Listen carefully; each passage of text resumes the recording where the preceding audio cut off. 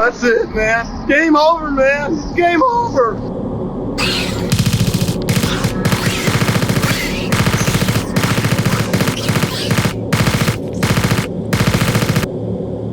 Hey everybody, Lloyd here again with another Versus video. Today we're looking at Alien Fate of the Nostromo versus Aliens, another glorious day in the core. Okay, so let's talk about xenomorphs and aliens, and no one can hear you scream in space and or board games. So Alien is a co-op survival horror-esque game for 1 to 5 players. You're essentially playing through the storyline of the first movie. An alien gets on board, and as the remaining crew members, not counting Ash, you are trying to track down the alien and get rid of it. Meanwhile, the alien is stalking through the vents and picking you off one by one. That is Alien Fate of the Nostromo. It's almost pandemic-like in that things are going to come out on the board, or maybe like horrified things are going to come out on the board that you're going to need to pick up, to use to make other things and move around the ship, and try to avoid the alien. And if you're playing with the harder variant, also Ash. Aliens, another glorious day in the core, is a 1 to 6 player, also co-op,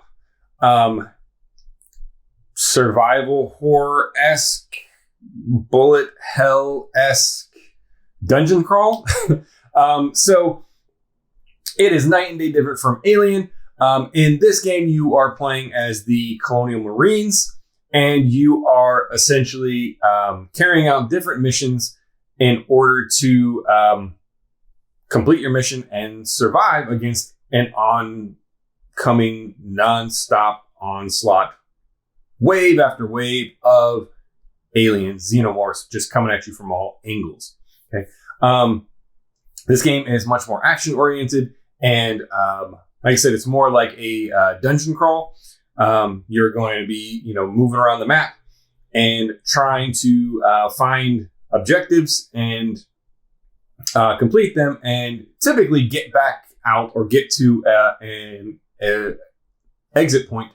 Or in the case of some of the extra game modes, they have a bug hunt mode that is basically just almost like a Left 4 Dead kind of survive as long as you can, or Call of Duty Zombies. Just survive as long as you can. Wave after wave after wave after wave after wave of xenomorphs just keep attacking you. And then you kind of tally up your score at the end based on how long you survived and how many people are left. And so what do we got going on in the box? Alien Fate of the Nostromo comes with a handful of minis for each of the characters. So you've got Ripley in there. No Ash mini. Ash is a separate little standee that's going to move around. You have an alien mini, and you basically have minis for the other characters in the game, like Lambert and Parker and the rest of them. In this game, it's much slower paced. It is kind of a survival horror game. It is a little bit slower paced, and it's more like Pandemic. Each round, you're going to do some actions, which you can move around the board. You can pick up scrap or items that are on the map, like coolant canisters, and you are going to take those scrap to build other things like an electric prod and a flamethrower, and you can build a motion sensor and a flashlight and stuff like that. And you are essentially, like I said, playing the storyline of the movie. Now, what they've done here is they've taken all of the ending scenarios from the movie and made them all each their own like final end to the game. So during setup, you're going to pick, depending on how many players, you're going to pick that many plus one kind of mini scenarios, missions that you have to carry out, such as, get a couple air canister, coolant canisters, a couple coolant canisters to a particular point in the ship, or to build a motion sensor and go to a particular room, stuff like that. Once you've completed all of those kind of submissions, you are then going to unlock the final mission, which you don't know what it is whenever you start the game. You're going to choose, I believe there's 4 random final missions. Maybe there's 3. I can't really remember off the top of my head. But they range from blow up the ship, blow it out the airlock, everyone get to the escape pods. So they kind of took all of the different plans that they came up with in the movie and all kind of the final act of the movie that could have been a legitimate ending to the movie had it not backfired or gone sideways. And they make each one of those a separate win condition. Each of them require kind of a different thing that you need to do in order to beat the game. But that's how you are going to win. Complete a bunch of submissions and then complete the final mission. Each character has their own specific little player power, a special power that they can do. Like Ripley can move people on her turn. Somebody else gets extra move actions, but doesn't have any actual power. So it is all very Pandemic-like. And if you played Pandemic, this is going to feel very similar. There are event cards that you're going to resolve at the end of each round, similar to Pandemic, where you draw from the deck to see what happens. And what's going to happen, the alien's going to move around the ship. If you have Ash in the game, Ashes could also move around the ship. And then you're having encounters with the aliens, with the alien.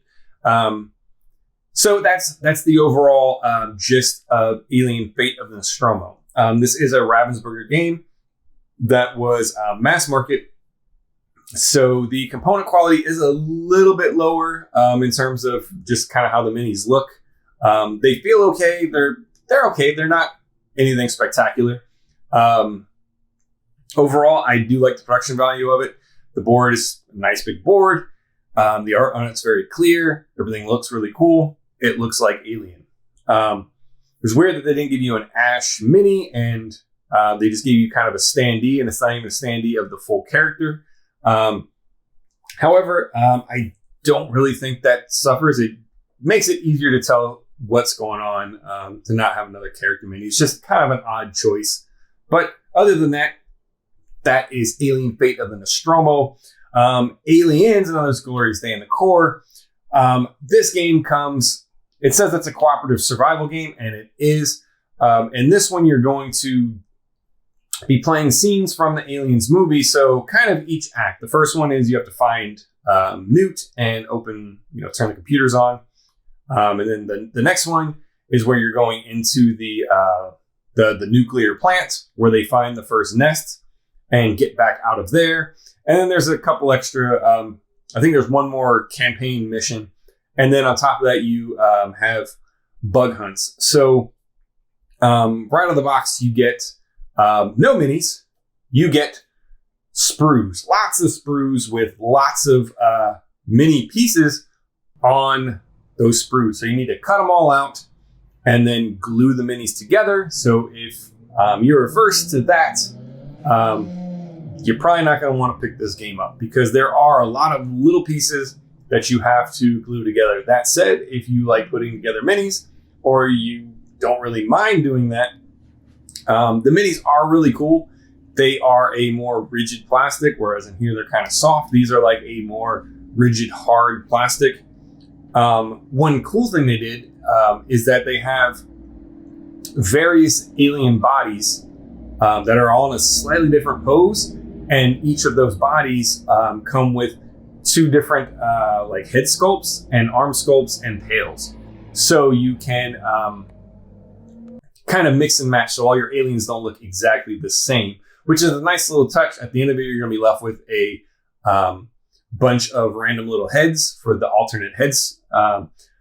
So you can use those for other projects or, throw them out on the map as, eye candy, whatever.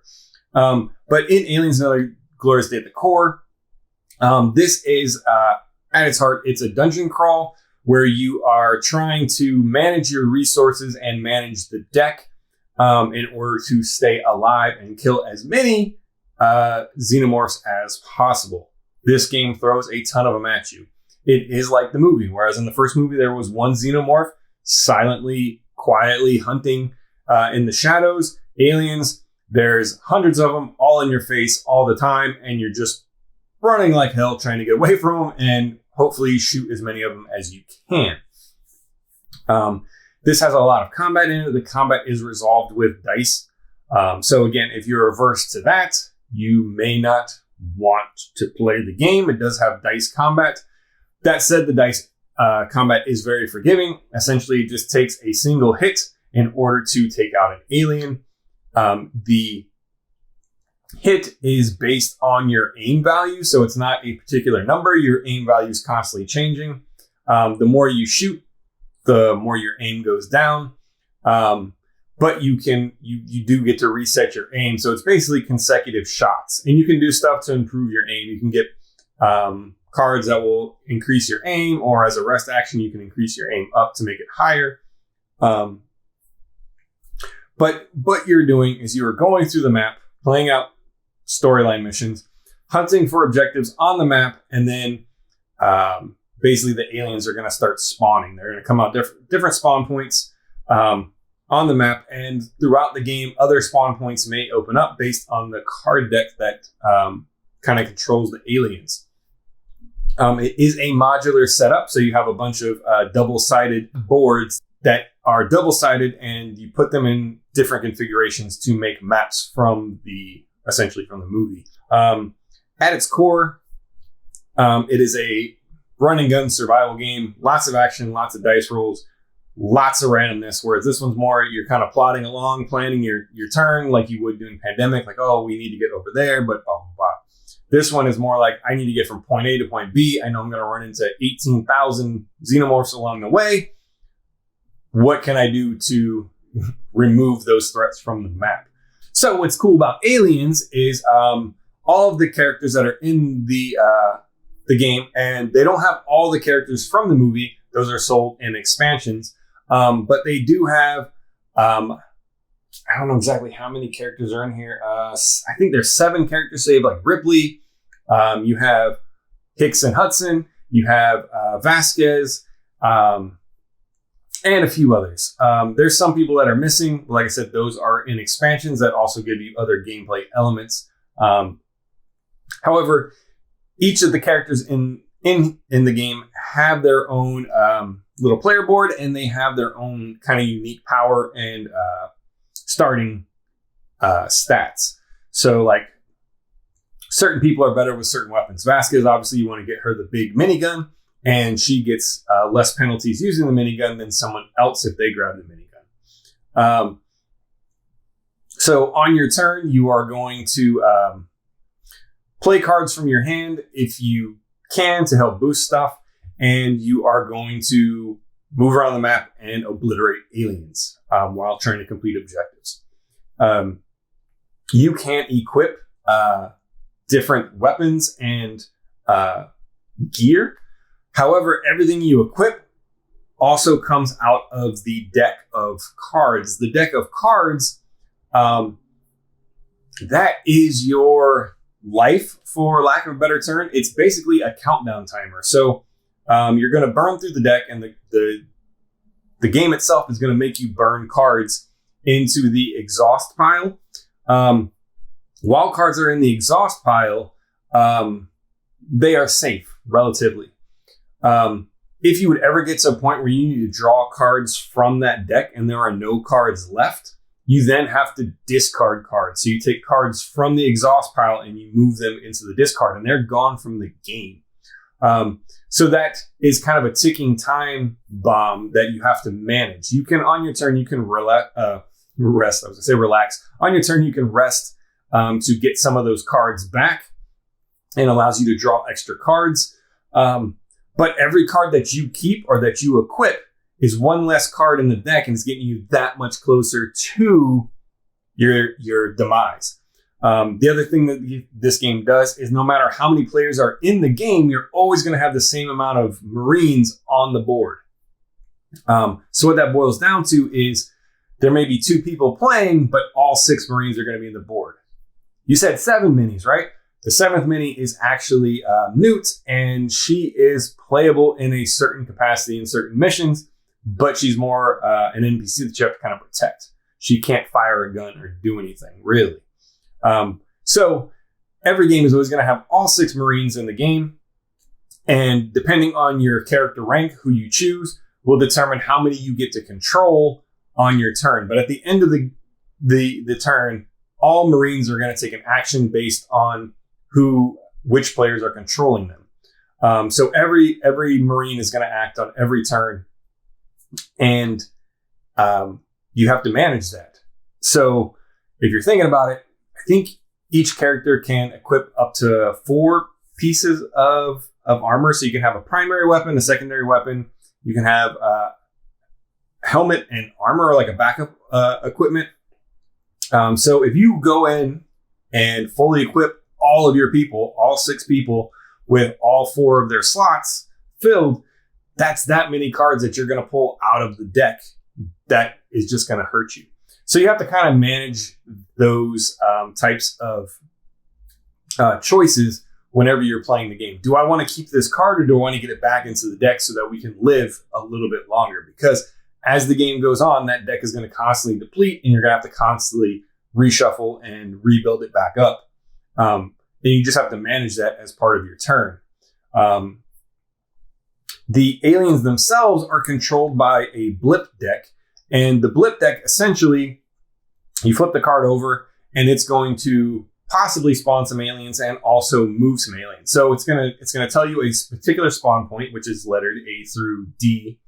It's going to choose one of those spawn points, and it's going to say, move, all these things, their base amount. So you roll a die, and that's how much they all move. Everything in that zone will move, and they're always going to move directly towards the nearest player or the nearest character. So it's not as convoluted as Gloomhaven. It's basically alien, run straight at you. The trick is that what the game does is you don't know how many actual aliens are coming at you, because whenever they spawn a blip. So if you remember the movie, you have your little motion sensor that has blips on it, but the blips all have numbers on them in the game. And so when those blips are moving towards you, you don't know what they are until they come into view. So line of sight is a big deal in this game. So you could open a door and you have one blip waiting on the other side of the door, and that blip is actually 5 aliens all crammed together, and they register as one blip. So you have to really be careful with that, because you never know exactly what those blips are until they are seen. Now that you can see them, game over, man. There are 5. Each one of those blips was 5, 6 aliens, and now you have a giant swarm coming at you.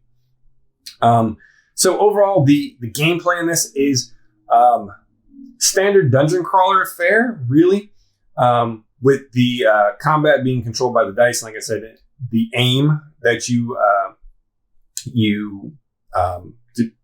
kind of depletes after each time you take a shot. And most of the weapons that are automatic, you can continue to take shots again and again and again. Basically, you have to burn cards in order to do it, which are going to go into your exhaust pile. So it's one way to get more cards back into the deck.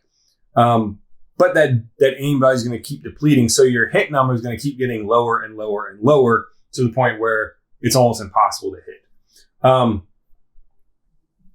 But what it does do different is that that deck of cards that have the your standard draw pile, then your exhaust pile, and then your discard pile. And where that really comes into play is if you decide to play a campaign mode where you just carry over all of your stats and everything you've done from one game to the next. So you can do that through all 3 of the missions in the base game. And I imagine with the expansions, you could probably do the same thing. So as you carry out those choices from game to game, that deck is going to keep getting smaller and smaller and make it harder and harder to win. That said, you can play each mission independently of each other, but at the end of the day, that mechanic is really cool. It's something a little bit more unique. You don't really see it that often. Gloomhaven does something similar with, having to discard cards, and at the end of each turn, whenever you need to rest, you're going to lose a card. It does do something similar, which is a really cool mechanic because you're managing that hand or you're managing that deck of cards. So that said, that is Aliens: Another Glorious Day in the core. Likes and dislikes.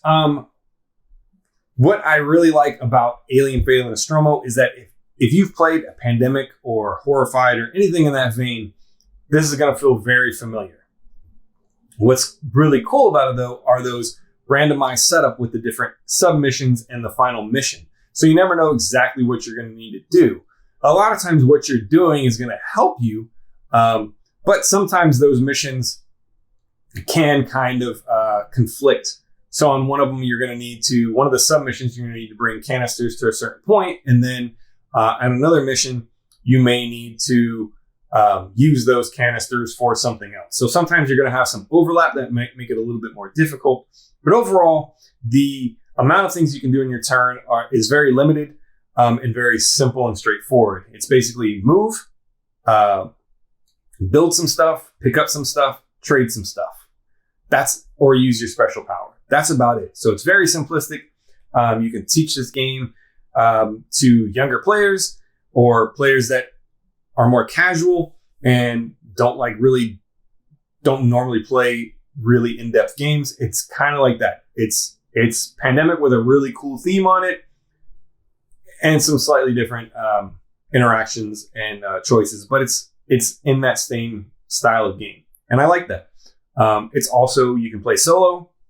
You can play solo with one player, or you can control multiple people. It doesn't really change the setup too much. Overall, I really like the package here.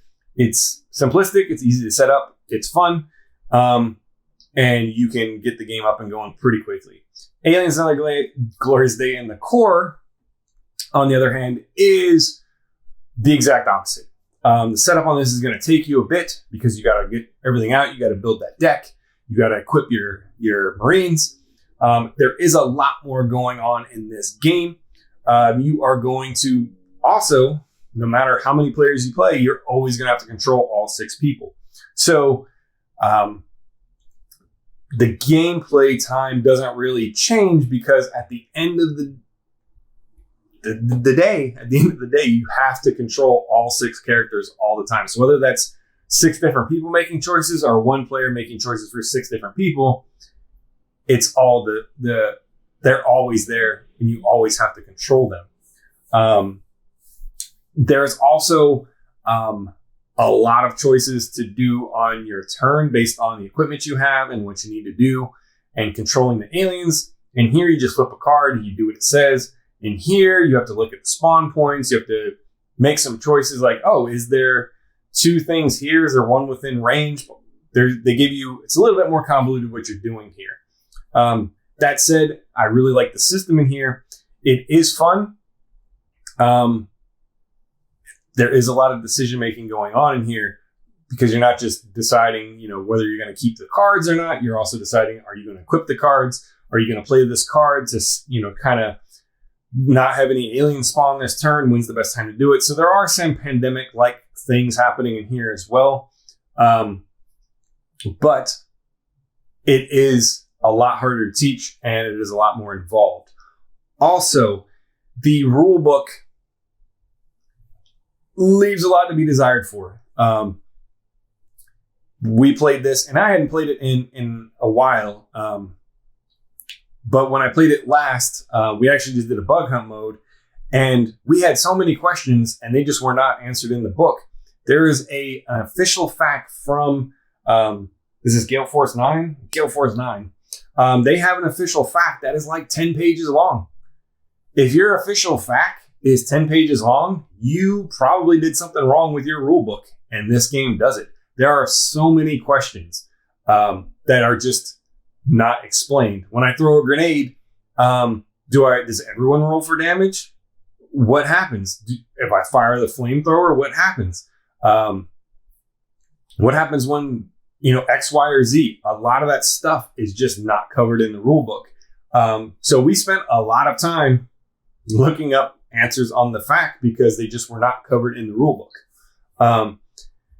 That said, once you get it down and you have it kind of mapped out in your brain of how everything works, you can keep that fact on the side to help you out. But once you get it going, I don't think it's that bad. But if you take a break from it for a while and come back, you're probably gonna have issues. Overall, I don't think that really detracts from the game. I do still like the game. That said, the bug hunt missions were not fun. I really enjoyed playing the objective-based campaign-style missions where I have to go do something and finish the map out. It's a little bit more balanced than I think the bug hunt missions. The bug hunt missions are designed to kill you. That is their only goal. It's just a matter of how long before you die. So there is no end. It just goes on and on and on until you either throw in the towel on your own because you're tired, or until everyone, whatever the loss condition is. That said,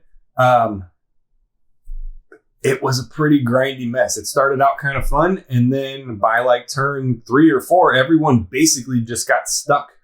We had secured a room in a hallway, and we just got stuck there because so many aliens kept coming. There was no way to get out. There were more aliens than we had guns or bullets or people to shoot them. The only thing we could hope for was that they got caught up on themselves, which is another kind of weird thing with the game, is the aliens cannot move past themselves. So if one alien can move 6 spaces and it only moves 4 of those spaces, the next alien is basically caught and he can't get past his other alien. It's kind of weird. They also don't give you, I don't know what happened. They also don't have enough minis or blips in the game to control or to handle that many aliens. So at some point, they suggest, if you've run out of minis, start using blips instead of minis. Once you've run out of blips, start removing blips and aliens that are so far away that they're not going to bother you. You're never going to see them, and move them to the front to take the place of the blips or the aliens that you now need to spawn. So that is a little bit of an issue.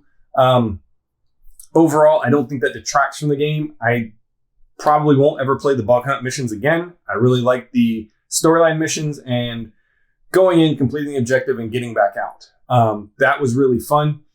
And that actually puts kind of an end on the time. Like, you have to go do X, Y, and Z and get out. The bug hunt missions just go. Like I said, we threw in the towel. We didn't lose. After about 2 hours, we just said, we're done.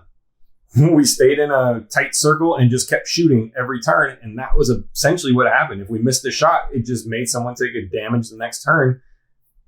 And eventually we just threw in the towel. We said, enough is enough. Eventually we're going to die, but this isn't fun. We're not doing anything. We're just sitting in a spot, rolling a die, playing a card. So keep that in mind. At the end of the day, if I had to choose one or the other, I'm going to go with Alien, Fate of the Nostromo. It's a tighter package. It's easier to teach.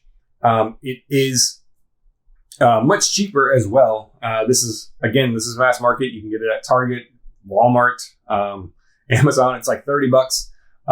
Aliens Another Glorious Day in the core is, I think, closer to 60, somewhere between 45 and 60. And again, before you can even play this game, you have to put all those minis together. There's no option. I suppose you could just use the bases, because the bases do have the character names. So if you didn't want to put the characters, the minis together, you could just use the bases to keep track of who's what. But keep that in mind. If you do want to get this, you do have to construct a lot of minis. So you're going to need to get some mini glue. Super glue will probably work, but you're going to need to get that. And you're probably going to want a scalpel or a box cutter or a razor blade of some sort to cut those sprues so that you don't have, bits of plastic poking off your guys' heads and stuff. And it's going to take patience. The parts are small, and it's going to take a bit to put them together. So there is that barrier for entry. Other than that, though, the quality on both games is really good. The gameplay itself, once you get going, like I said, they're both fun. But at the end of the day, I'm going to take Alien Fate of the Nostromo over Aliens Another Glorious Day in the core. This one is cool. It's just a little bit too much, and it's going to hit the table a lot less than Alien Fate of the Nostromo. So there you have it. That's my verdict. Alien Fate of the Nostromo, king of the alien games. All right. Let us know in the comments if you've played either, if you played both. Which one do you prefer? Did I completely mess something up describing aliens that I just missed it, and that's why you think this game is better than this one? Let me know in the comments. Let me know what you think. Thanks for watching, and tune in again for another Versus video coming soon. See ya. If you did, please leave a comment or hit the like button. It really does help us out. If you have suggestions for future videos, let us know in the comments as well, and then subscribe to see what we come up with next.